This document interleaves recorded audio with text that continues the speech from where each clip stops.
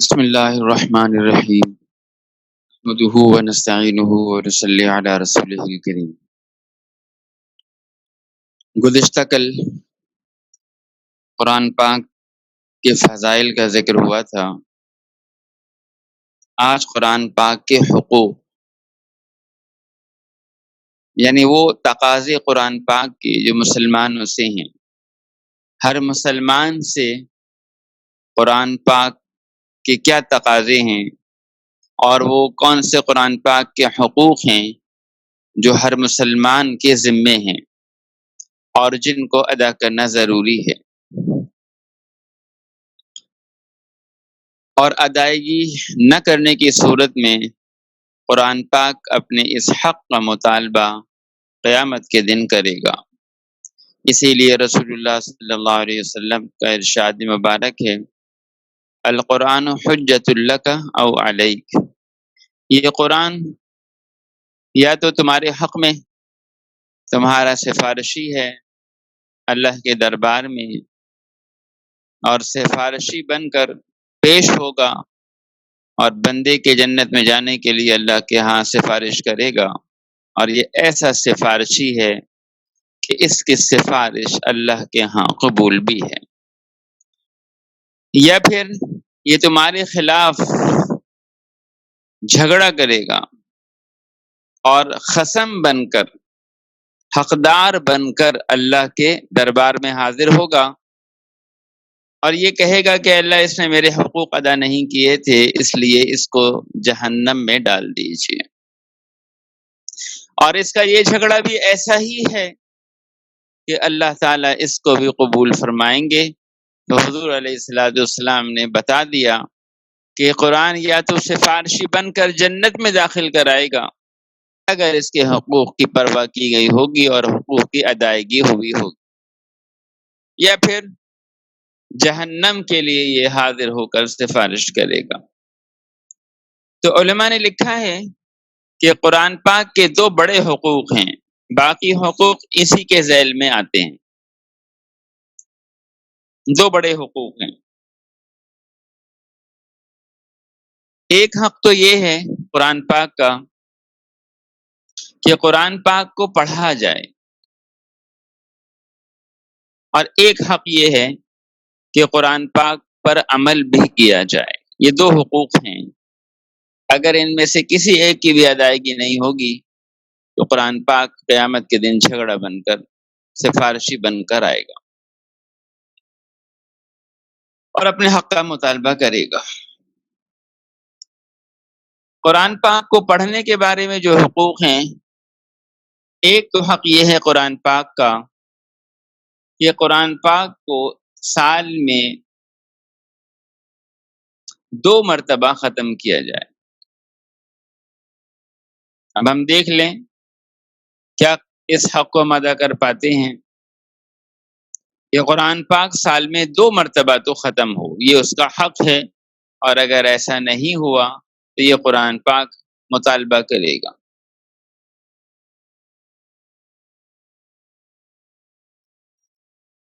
اس لیے یہ رمضان المبارک کا مبارک مہینہ ہے، اس میں ہم نیت کریں اور کوشش کریں کہ اس رمضان مبارک سے ہمیں عادت ہو جائے قرآن پاک کے پڑھنے کی۔ اب جو رمضان مبارک میں ہمارا قرآن کھلا ہے، یہ کبھی بند نہیں ہونا چاہیے، سارا سال ہماری تلاوت جاری رہنی چاہیے۔ اور ہمارا جو عذر ہے کہ قرآن پاک پڑھتے ہیں بہت دیر لگتی ہے، گھنٹے گھنٹے میں پارہ ختم ہوتا ہے، یہ رمضان کا مبارک مہینہ ہے، اس میں کوشش کریں، ہمت کریں اور روانی پیدا کریں۔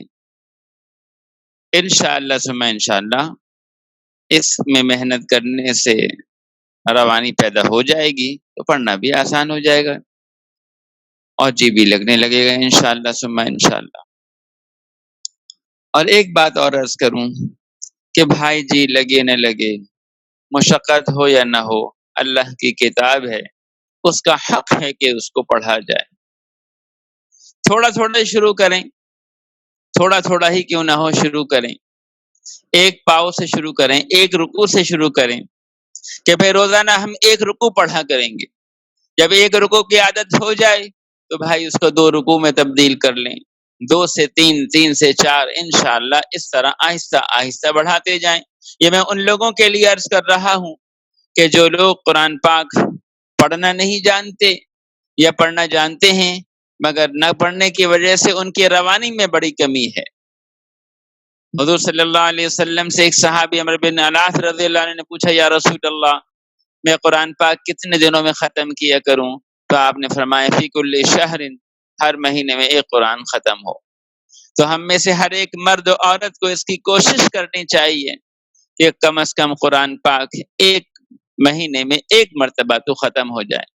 اسی لیے ہمارے بڑے فرماتے ہیں کہ روزانہ کی تلاوت 1 پارے کی ہونی چاہیے. غیر حافظ، جو حافظ نہیں ہے وہ کم از کم 1 پارہ پڑھا کرے، اور جو حافظ ہے وہ تو بہت اچھی بات ہے کہ جتنا پڑھ سکے کم از کم 3 پارے کہتے ہیں. تو بھائی جو حافظ نہیں ہے وہ اس کی نیت کریں کہ انشاءاللہ ہم 1 پارہ ضرور پڑھیں گے، اور اس 1 پارے تک پہنچنے کے لیے روزانہ کی تلاوت کو مقرر کیا جائے. 1 رکوع ہی کیوں نہ ہو، روزانہ ہو. کیا ہم 10-15 منٹ اللہ کے لیے نہیں نکال سکتے؟ ہم ذرا غور تو کریں نا. ہمارے اللہ سے باتیں کرنے کے لیے ہمارے پاس کوئی وقت نہیں ہے، اللہ سے قریب ہونے کے لیے کوئی وقت نہیں ہے. آدمی کو سیٹ بلائے، مالک بلائے، جہاں ملازمت کرتا ہے وہ بلائے، نہ دن دیکھتا ہے، نہ رات دیکھتا ہے، نہ دھوپ دیکھتا ہے، نہ گرمی دیکھتا ہے، نہ سردی دیکھتا ہے. صاحب نے بلایا، جانا ہے بھائی. کیونکہ صاحب کی قربت ہوگی تو صاحب کی عنایات ہوں گی، انعامات کی بارش ہوگی، نوکری باقی رہے گی، صاحب کی نظر میں اچھا ہو جائے گا تو فائدے اٹھائے گا. اس اللہ کے قریب ہونے کے لیے جس کا یہ سارا کاروبار ہے، ساری دنیا ہے، ہمیں آج تک جو کچھ ملا ہے وہ اسی اللہ کے دربار سے، اسی کے خزانوں سے ملا ہے، اور جو آئندہ بھی ملے گا وہ بھی اسی دربار سے ہی ملے گا. تو ہم سوچیں تو صحیح، اللہ کے قریب ہونے کے لیے کیا 10-15 منٹ نہیں نکال سکتے؟ واٹس ایپ پہ بیٹھ جاتے ہیں، کتنا وقت نکل جاتا ہے. موبائل پہ کتنے دیر تک باتیں ہوتی رہتی ہیں.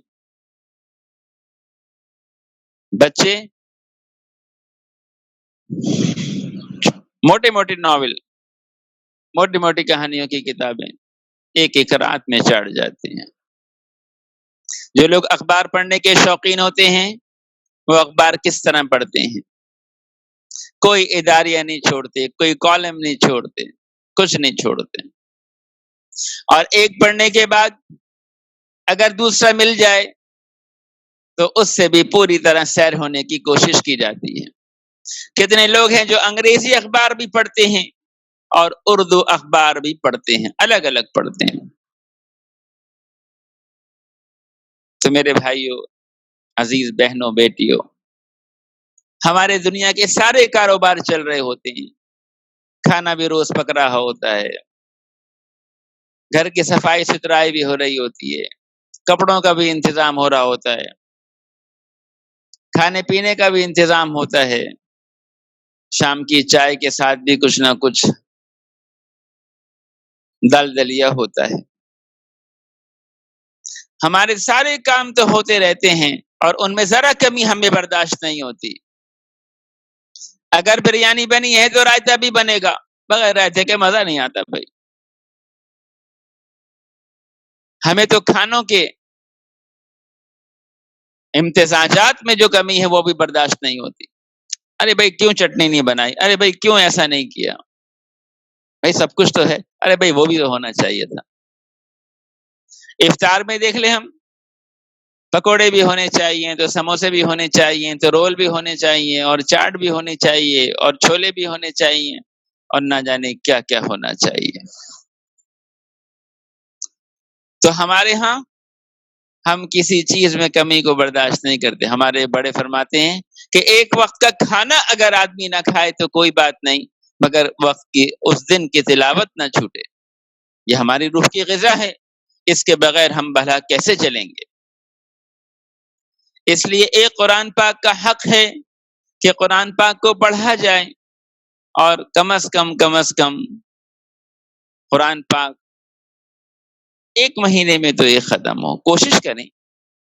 اگر ہم پاؤ پارا، جسے ربو کہتے ہیں نا، پاؤ پارا، ایک پارے کے 4 حصے کریں تو ایک پاؤ جو بنتا ہے، اگر ایک پاؤ روزانہ پڑھیں، بڑے سے بڑا نہ پڑھنے والا اور بغیر روانی رکھنے والا آدمی بھی ایک پاؤ 10 سے 15 منٹ میں تو ختم کر ہی لے گا.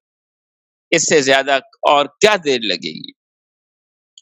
اگر کوئی آدمی ایک پاؤ روز پڑھ لیتا ہے تو سال میں 3 ختم بآسانی ہو جاتے ہیں. ہر 4 مہینے میں ایک ختم، ہر 4 مہینے میں ایک ختم، ہر 4 مہینے میں ایک ختم. کم از کم ہم رکوع سے شروع کریں، پاؤ تک لے جائیں، پاؤ کو آگے بڑھائیں. جتنی دیر ہمارے پاؤ میں لگتی تھی، انشاءاللہ اگر ہم نے ہمت نہ ہاری تو اتنی دیر ہمارے پارے میں لگے گی. 15 منٹ اگر پاؤں میں لگتے تھے، 20 منٹ لگتے تھے، تو یہ 20 منٹ میں ایک پارا بآسانی ہو جائے گا. ہم خود سوچے تو صحیح نا. دوسری زبانوں میں مہارت حاصل کرنے کے لیے باقاعدہ مختلف اداروں میں داخلے لیے جاتے ہیں کہ روانی پیدا ہو جائے ہماری زبان. ہم بولیں تو لگے کوئی اہل زبان کے مقابل ہی ہے بولنے والا. تو یہ اللہ کی کتاب ہے، تو اس کو پڑھنا، اس پر اپنا وقت لگانا، یہ اللہ کے قریب ہونے کا سبب ہے. یہی قرآن ہے جس کے بارے میں کل میں نے عرض کیا تھا، کیسے اللہ کے دربار میں سفارشی بن کر حاضر ہوگا، کیسے قبر میں اور کیسے حشر میں حمایت کرے گا. تو اس لیے قرآن پاک کو پڑھنا ایک حق ہے، اس کو پورا کرنا چاہیے.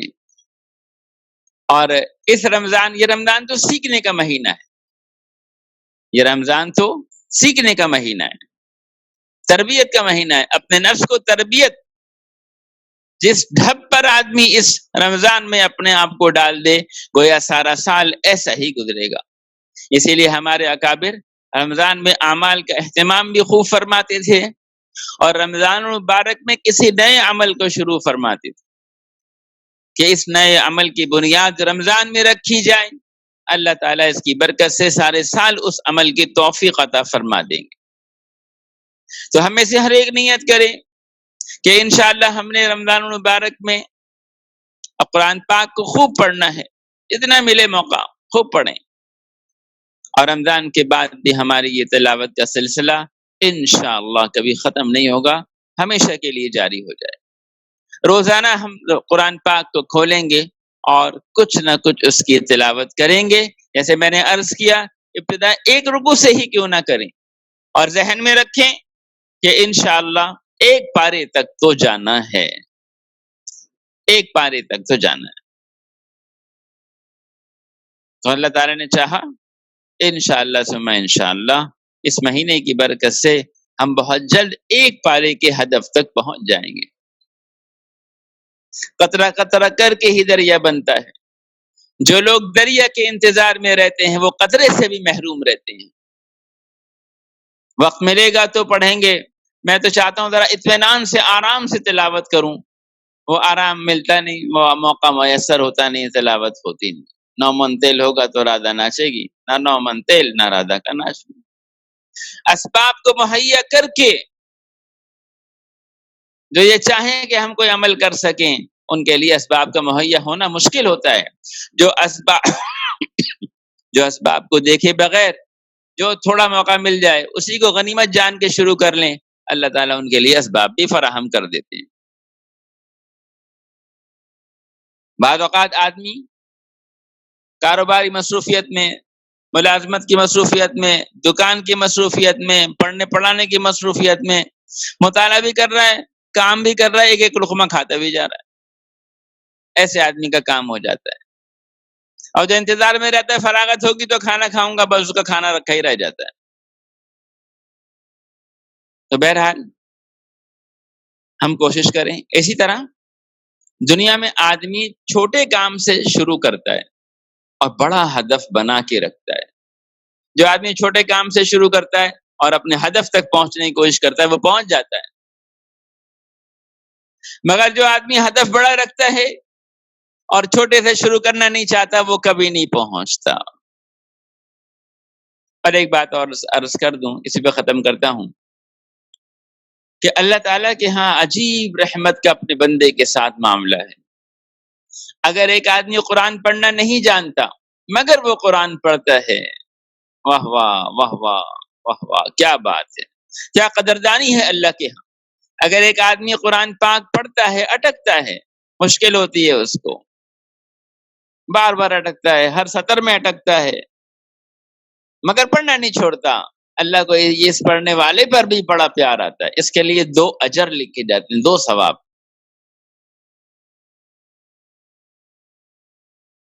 والذی یقرأ القرآن ویتتعتع فیہ وہو علیہ شاق فلہ اجران۔ ایک آدمی تو وہ ہے کہ قرآن کا ماہر ہے، خوب مزیدار قرآن پڑھتا ہے، مہارت کے ساتھ پڑھتا ہے، وہ تو فرشتوں کے ساتھ اس کا حشر ہے۔ مگر ایک آدمی وہ ہے کہ جو آدمی قرآن پڑھتا ہے مگر اٹکتا ہے، اور بڑا اٹکنے میں بڑی مشکل ہوتی ہے، بڑا پریشان ہوتا ہے بیچارہ، بڑی مشقت برداشت کرتا ہے، بار بار اٹکتا ہے، ہجے کرتا ہے، پھر آگے چلتا ہے۔ اللہ کو یہ بھی بہت پیارا ہے۔ اللہ کے نبی علیہ السلام نے فرمایا کہ وہ آدمی جو قرآن پڑھتا ہے اور قرآن میں پڑھنے میں اٹکتا ہے اور اسے بڑی مشقت ہوتی ہے اسے اٹکنے میں، وہ علیہ شاہ، بڑا مشکل ہوتا ہے اس کے لیے اٹکنا، مگر وہ قرآن پڑھتا ہے، چھوڑتا نہیں ہے، تو اس کے لیے بھی حضور علیہ السلام نے فرمایا کہ اللہ کے ہاں 2 اجر ہیں، ایک تو اس کے اٹکنے، ایک پڑھنے کا، اور ایک اس اٹکنے کی مشقت کو برداشت کرنے کا۔ تو ہم لوگوں کے لیے اللہ تعالیٰ نے ہر جگہ اپنی رحمتوں کے انبار لگائے ہوئے ہیں۔ اللہ کے ہاں کوئی نیکی چھوٹی نہیں ہے، اگر یہ ماہر نہیں بھی ہے مگر اللہ کی کتاب کا قاری پڑھنے والا ہے اور اٹکتا ہے، جھٹکتا ہے، پریشان ہوتا ہے، اللہ کو اس کا یہ پڑھنا بھی بڑا پسند آتا ہے اور اس کو 2 اجر عطا فرماتے ہیں۔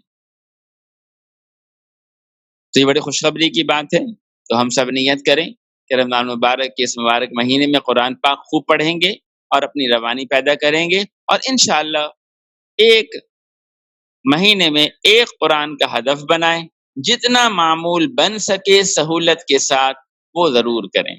اللہ تعالی ہم سب کو عمل کی توفیق عطا فرمائیں۔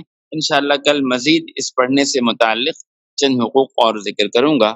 اللہ تعالی ہم سب کو عمل کی توفیق عطا فرمائے۔ الحمدللہ رب العالمین والصلاة والسلام علی رسول محمد وآلہ وصحبہ اجمعین۔ اللہم صلی علی محمد عبدک ورسولک وصلی علی المؤمنین والمؤمنات والمسلمین والمسلمات الاحیاء منهم والاموات۔ ربنا ظلمنا انفسنا وان لم تغفر لنا وترحمنا لنكونن من الخاسرین۔ اللهم انا نسألك من خیر ما سألك من نبیک محمد صلی اللہ علیہ وسلم ونعوذ بك من شر ما استعاذك من نبیک محمد صلی اللہ علیہ وسلم۔ یا اللہ ہم سب کو قرآن پاک پڑھنے کی توفیق عطا فرما دیجیے، اور ہم نے جو نیتیں کی ہیں ہمیں ان نیتوں میں کامیاب فرما دیجیے۔ آپ ہماری مدد فرمائیے، دستگیری فرمائیے، قرآن پاک کو اچھی طرح پڑھنے کی توفیق عطا فرمائیے، شوق و جذبہ ولولہ نصیب فرمائیے، اور قرآن پاک کے پڑھنے کو ہمارے لیے آسان بنائیے۔ اور یا اللہ اس رمضان کی برکت سے ہمیں ہمیشہ ساری زندگی روزانہ معمول بنا کر قرآن پڑھنے کی توفیق عطا فرما دیجیے۔ اے اللہ ہماری اس نیت کو اپنے قبول فرما کر عمل کی توفیق نصیب فرما دیجیے۔ محض اپنے فضل و کرم سے ہماری دعاؤں فرما دیجیے۔ وصلی اللہ علیہ نبی کریم، آمین برحمتک یا ارحم الراحمین۔